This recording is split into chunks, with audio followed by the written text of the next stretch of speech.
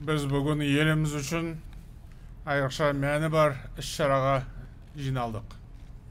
Қасіретті қаңтардан бері бір жылға жоқ уақыт өтті. Бұл тәуелсіздік кезеңіндегі ең күрделі оқиғаның бірі. Сол күндері халқымызға зор қауіп төнді.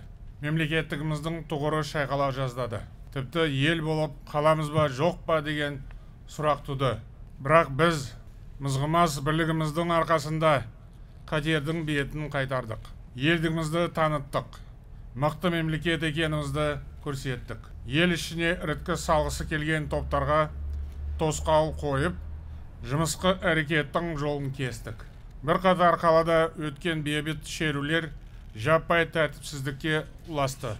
Әсіресе тәуелсіздігіміздің алтын бесігі Алматы қаласы қатты зардап шекті. Қарақшылар қаланы қиратты. Күштік құрылымдарға шабуыл жасап, қару-жарақ қоймаларын тонады. Соның кесірінен жазықсыз адамдар опат болды. Қираған дүниені қалпына келтіруге болады. Бірақ үзілген өмір қайта жалғанбайды. Мұндай оқиға ешқашан қайталанбауы үшін біз қолдан келгеннің бәрін жасап отырмыз. Еліміздің амандығын, жеріміздің тұтастығын қорғау бәріміздің перзенттік парызымыз. Бұл мақсат президент ретінде мен үшін ең қасиетті борыш. Тұрақтылық пен татулық болса ғана осы міндетті ойдағыдай орындай аламыз.